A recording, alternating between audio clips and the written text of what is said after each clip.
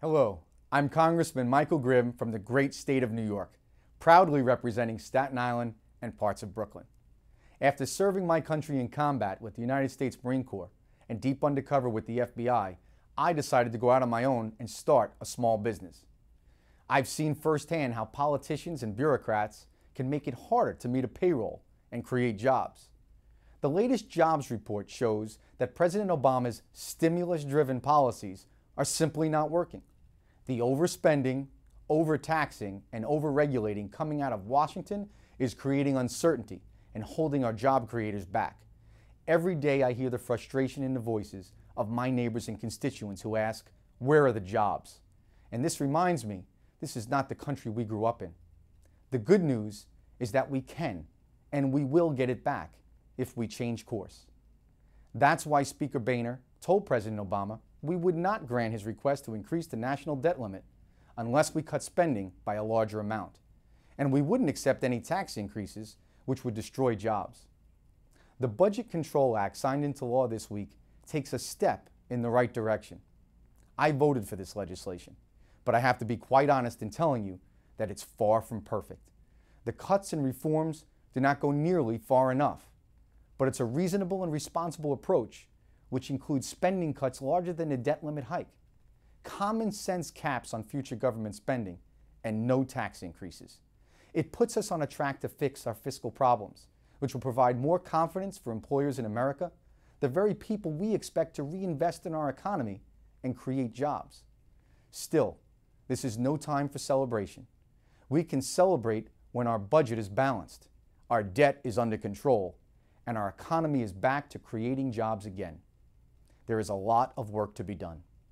This fall, as a result of the Budget Control Act, lawmakers of both parties will be working on legislation to produce trillions of dollars in further deficit reduction through necessary spending cuts.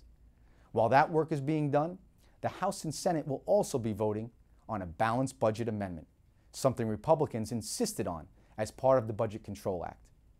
There's no better way to provide certainty to the private sector and control spending over the long haul than through a balanced budget amendment. To help lift our crushing burden once and for all, both parties should come together this fall and send a balanced budget amendment to the states. We were right to hold the president accountable on the debt limit because he's already back to proposing more stimulus spending, higher taxes, and even more regulations. Doubling down on the same failed policies is not the answer. Republicans are focused on implementing a strong roadmap for job creation that reduces burdensome regulations, calls for a simpler and fairer tax code, and expands American energy production.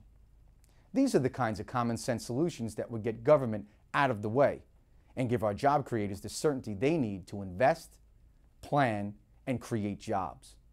Many of these proposals have already passed the House and are waiting on action from the Democratic-led Senate.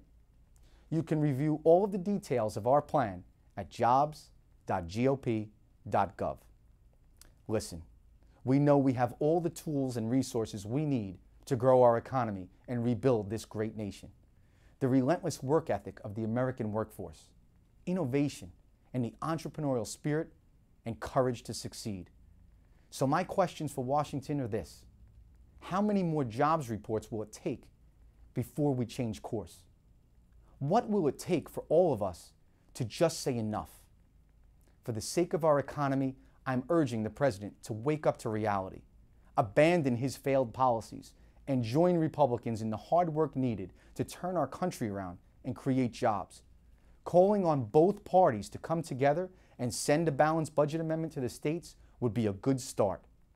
We need less politics and more common sense if we're going to save our country from financial ruin and restore a thriving economy for our children and grandchildren. Thank you. God bless America.